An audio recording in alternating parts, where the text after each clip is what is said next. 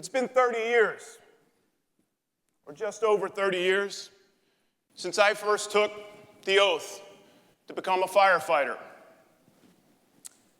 And while that day becomes more distant each and every day, the excitement and enthusiasm that I had on that day remain remarkably clear. As I raised my right hand, with gleam in my eyes, pride-induced deafness in my ears, I said, I swear to faithfully and impartially discharge my duties as a firefighter representing the Wilder Fire Department in accordance with the laws of the state of Kentucky, to the best of my ability. So help me God. I took that oath as a second-generation firefighter. I fully understood that I was there and taking on the responsibility to serve my community and the citizens thereof. But I can honestly tell you, I didn't truly understand the responsibility that I would bear when called to duty. I didn't understand the gravity of the responsibility that I would bear as a firefighter when called to duty. Back up the clock. The year is 1958. The city is Phoenix, Arizona.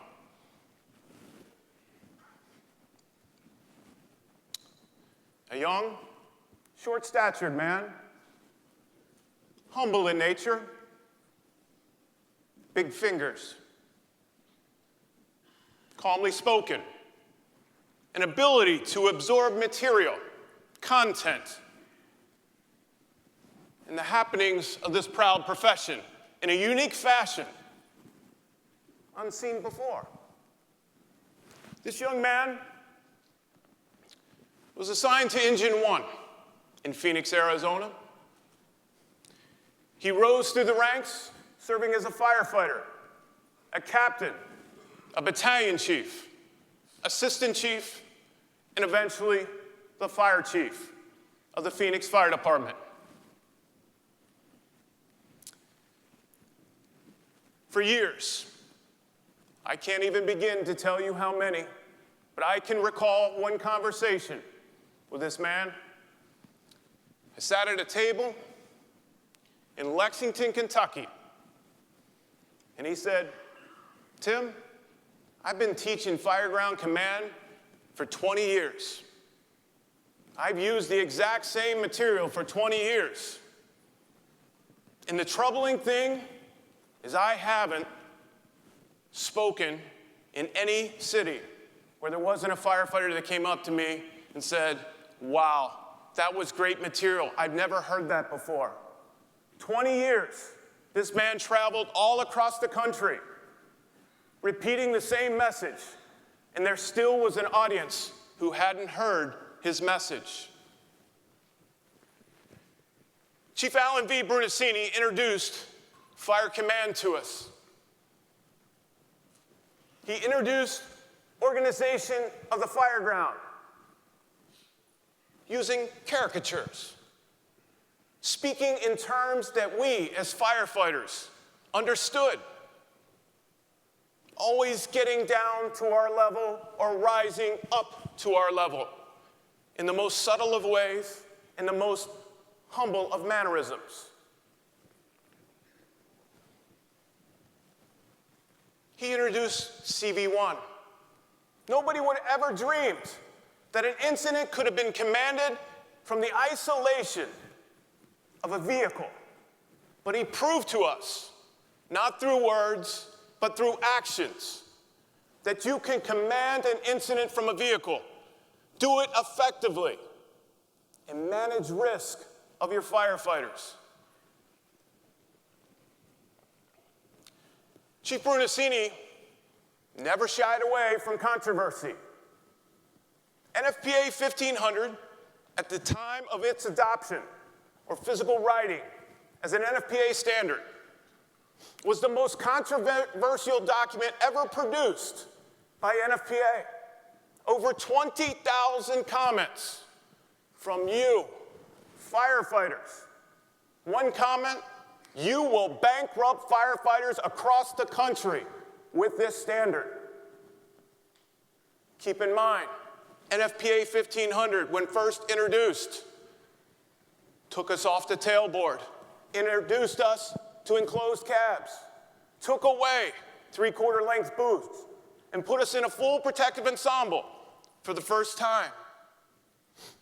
Today, NFPA 1500, under the guidance of Alan V. Brunacini, is the most referenced document in NFPA history. We use it to justify budgets.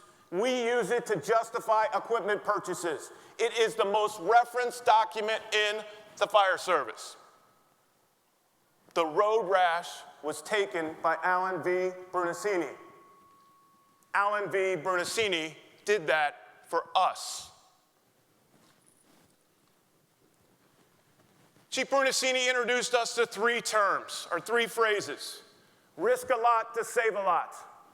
Risk a little to save a little. Risk nothing for what is already lost. And he said those 3 phrases and introduced the word calculated manner. Calculated manner. We will be aggressive firefighters. We will be smart firefighters. We will risk everything when lives are at risk. But we will do it in a calculated manner and be smart about our actions. Chief Brunacini never advocated being a passive firefighter. He advocated being a smart, risk-oriented firefighter. While Chief Brunacini brought many people together, he divided a state with 2 words: sector and tanker. Who would have ever fathomed that the state of California would have been so pissed by 2 words? Sector and tanker. Chief Brunacini complied, backed off, took great pride in talking about Type 4 and Type 5 fires. He indoctrinated himself into their system. He pushed back where appropriate, but compromised where necessary for the betterment of the American fire service. Everything the man did was all about this chart right here. When Chief Brunacini took the helm, took over and started going across the country, talking about Fire Ground Command, everything was driven by firefighter safety. That was the emphasis, that was the important factor that he wanted to drive home with every message and every document he produced. When he took the helm, there were nearly 175 firefighters losing their life every single year in this proud profession. As he indoctrinated us to new ways of organizing the fire ground, accounting for people, those numbers continued to diminish with Chief Brunacini at the helm. Again, Chief Brunacini wasn't afraid of a little controversy. If you ever wondered why many apparatus across the country have 4, 5, or 6, or appropriate staffing at that level, it's because his leadership was NFPA 1710. If you ever wonder how you'll win the battle of staffing, you'll reference this document here. This document was led by Chief Brunacini. Who would ever thought to bring the corporate world into the American fire service? We're a rough group. We're a rough group. We take pride. With our knuckles bleeding, a little grease on our hands, a little soot on our face, for many, many years. We took great pride in that. Chief Brunacini took the 30,000-foot view, brought the corporate world into the American fire service, and he said, you know, it's pretty simple. If we take care of the customer, she will take care of us. She will take care of us. There's not a firefighter represented in this room that hasn't echoed those words, customer service, and the importance of what that represents to our success. We owe that to Chief Brunacini.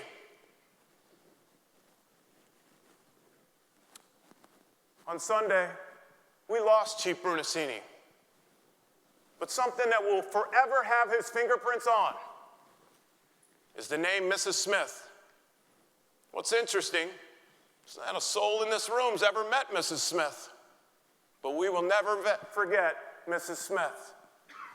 We know her face, we know her eyes, we know where she lives, and we know our responsibility to Mrs. Smith because of Alan V. Brunacini.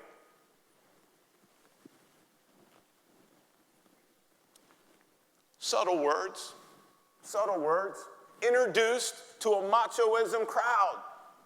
Be nice.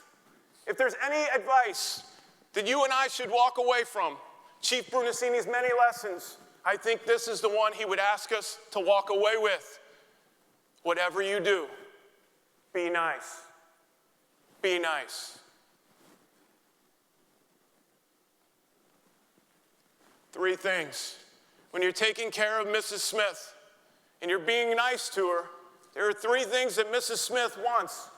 When her house is in rubble, everything in her life has been destroyed, there are 3 things that are a priority to her. Slippers, pills, and pets. Slippers, pills, and pets. You put them in whatever priority order. You take care of Mrs. Smith, and you take care of her slippers, pills, and pets. Mrs. Smith will take care of you.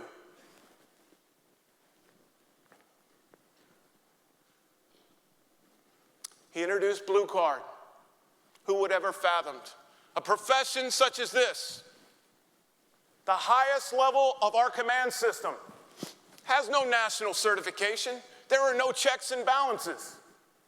Chief Brunacini had the foresight and said, we need a system that qualifies and quantifies our incident commanders, brings them to a level that we can check them off and say, you are qualified to run this incident. He introduced Blue Card.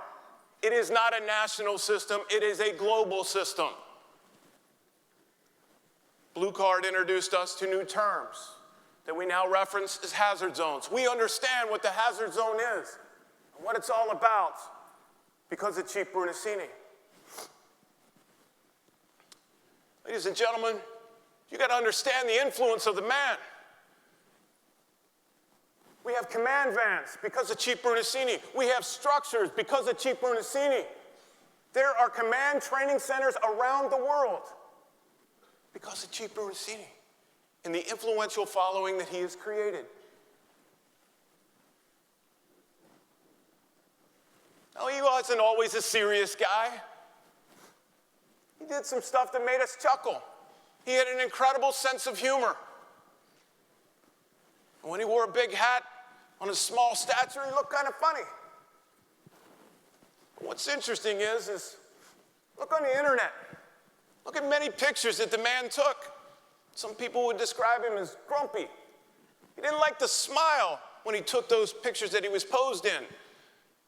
For whatever reason, I never knew, but I've seen many pictures. But don't let anybody ever fool you. Chief Brunacini was a happy man. Very happy man. 3 things that made Chief Brunacini happy. 3 things. Engine 1. Folks, you want to talk about attention to detail. You want to raise a generation and express the importance about the attention to detail in this proud profession. Take a look at Pumper 1, or Engine 1. That's attention to detail. That's Bruno's. That's Bruno's attention to detail. That's Bruno's pride in the American Fire Service, pride in where he came from. That's our pride in the American Fire Service. Something else that brought Chief Brunacini great satisfaction and pride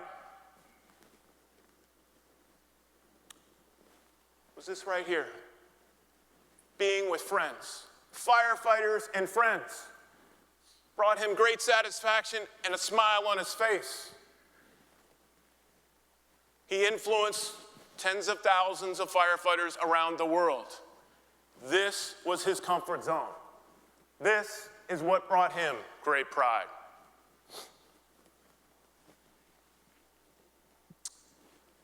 And the last thing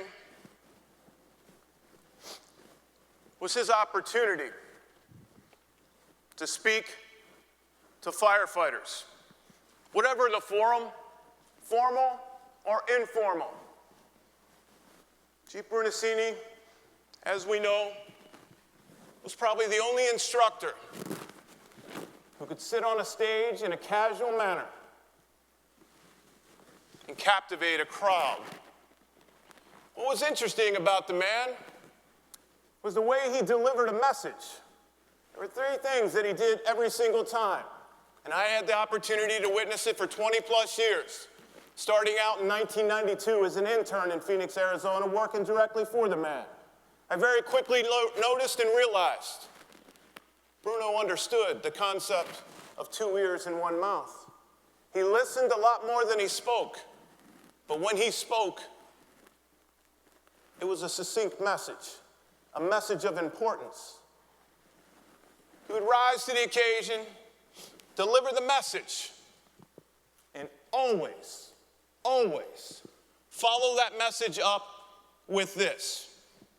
And in other words, always.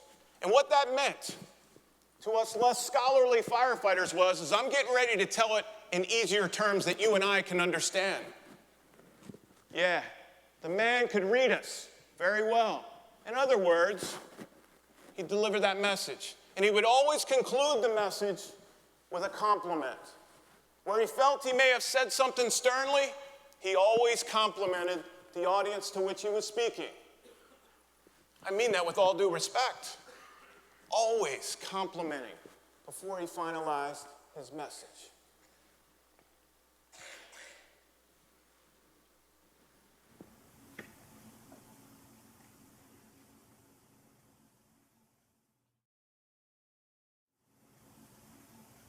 I've heard you say many times in the classroom setting about if you would track a mean child back to their home, you'd probably find a mean parent.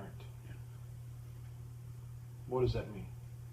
It means that if you want to change the behavior of the worker, change the behavior of their boss, start with the boss. Because most of the time in organizational behavior, that's where the challenge is, honestly, in any organization. And that the biggest problem in customer service is a dysfunctional relationship with your immediate supervisor. Fix the immediate supervisor. But make Mrs. Smith magnetic north. Say the reason we're here is to deliver service to Mrs. Smith.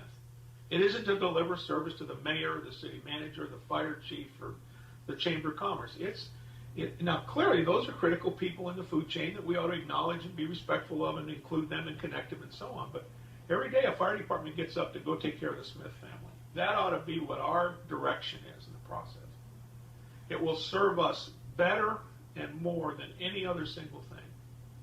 And bosses ought to ask, is what I'm doing right now, does it connect to improving the service that we do, or supporting the service that we deliver? It's actually pretty simple, but there's a lot of organizational static in doing that. In other words, there's a lot of junk that occurs in organizations that disrupts the way the workers can deal with the customers. Try to get service in this country. Service stinks in the United States. And I mean, that isn't me. These are people who study it. And it isn't getting any better. That's the reason that the fire service stands out so much. In addition to that they need to stand out because of the exceptional job that they do. But I mean, you think about it. You call us, we ask you two questions. Where are you and what's the matter? There's no forms, there's no applications, there's no computer screens, there's no mindless bureaucrats. We're out the door. When we get there, we go to work immediately on whatever is out of control. When it's under control, we get it under control. We account for all of our people and the customers. We clean it up. We thank them and we go home. Now that's the best form of government. That's what people want from government. And the problem with government, you can't get them and then you can't get rid of them. We're the easiest to get and the easiest to get rid of. We go back to the station and we fix whatever we need to, so we're ready to go to the next call and we wait for the next call. I mean, it's really an incredible service if you look at it. Chief Brunacini answered the call of duty for more than 50 years. For more than 50 years, he served the American Fire Service, or I should say the Global Fire Service. As you look at this memorial, many of us are very familiar with the table setting that you see before you. There's a lemon on the table. It's the bitterness of the loss we feel. There's salt scattered throughout the plate. Those are the tears that you and I have either shed or may shed in the future as we remember the man. There's an empty chair. It's a sign that we have one missing. The chair is at an angle for a very specific reason. That reason is because there are 95 flags on that wall. Those 95 flags represent the 95 that we lost last year. But I want you to remember, when Bruno took the helm, there were nearly 175 flags that would be on that wall. And I don't lessen the importance of the significance of that loss. But that chair is turned in a distinct position, facing that wall. It represents the work the man has done, but is a subtle reminder of the work that remains. Ladies and gentlemen, Chief Brunacini served with distinction. He's influenced tens of thousands. Generations will continuously carry his message. His fingerprint is on this proud profession. To Chief Alan V. Brunacini, America's Fire Chief, I say job well done. I say job well done. You answered the call of duty. To Bruno, I say, we'll take it from here.